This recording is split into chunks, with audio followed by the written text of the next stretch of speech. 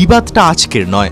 Iran ও ইসরায়েলের দ্বন্দ্ব অনেক পুরনো, কিন্তু ডোনাল্ড ট্রাম্পের আমেরিকা সেই দ্বন্দ্বে জড়িয়ে পড়ার পরই বদলে যাচ্ছিল পরিস্থিতি। শেষ পর্যন্ত মধ্যপ্রাচ্যে কার্যত মহাযুদ্ধ বেঁধেছে। ইসরায়েল আমেরিকা যৌথ হামলায় মৃত্যু হয়েছে ইরানের সর্বোচ্চ নেতা আয়াতুল্লাহ আলী খামেনেইর। তারপরই পাল্টা মধ্যপ্রাচ্যের বিভিন্ন দেশে মার্কিন সেনাঘাঁটি লক্ষ্য করে হামলা শুরু হয়েছে।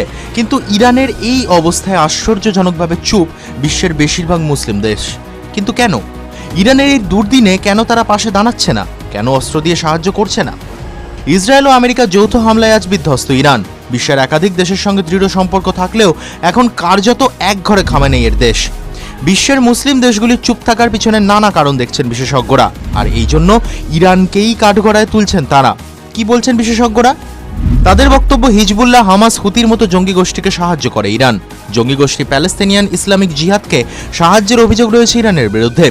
এইসব জঙ্গি গোষ্ঠীর জন্য বিশ্বে অস্থিরতা তৈরি হয়েছে, আর এর জন্য ইরানকে অনেকাংশে দায়ী করছে মুসলিম দেশগুলি। আবার সৌদি আরব, সংযুক্ত আরব আমিরশাহী, জর্ডানের মতো দেশগুলি ইরানকে শুধু সাহায্য করতে অস্বীকারই করেননি, দেশের আকাশসীমা ইসরায়েলের জন্য খোলা রেখে পরোক্ষে ইসরায়েলকেই সাহায্য করেছে। ওই অঞ্চলে শিয়া সুন্নি সমস্যার জন্য আরব দেশগুলির এই পদক্ষেপ বলে বিশেষজ্ঞদের ধারণা। ইরানে 90 থেকে 95% শিয়া মুসলিম, আর 5 থেকে 10% সুন্নি মুসলিম।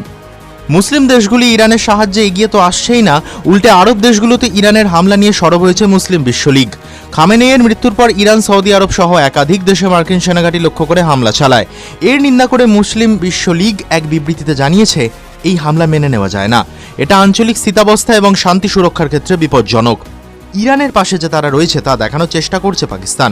আমেরিকা ও ইসরায়েলের যৌথ হামলার নিন্দা করে বিবৃতি দিয়েছে ইসলামাবাদ। একই সঙ্গে জানিয়েছে প্রত্যাঘাত করার অধিকার রয়েছে ইরানের, কিন্তু এই বিবৃতি সার। যুদ্ধে ইরানকে সাহায্য নিয়ে মুখে কুলু পেটেছে তারা, অর্থাৎ মুখে বলছে পাশে রয়েছি, কিন্তু সাহায্যের বেলায় দূরে দূরে সরে থাকা। মুসলিম দেশ না হলেও চীনকে ইরানের সমর্থনে মুখ খুলতে দেখা যায়। ইরানের উপর ইসরায়েল আমেরিকার যৌথ হামলার পর উদ্বেগ প্রকাশ করেছে বেজিং। অবিলম্বে সংঘর্ষ বিরতির আর্জি জানিয়েছে বেজিং। সব পক্ষকে আলোচনা শুরুর বার্তা দিয়েছে, অর্থাৎ পুরোপুরি ইরানকে সমর্থন করছে না তারা।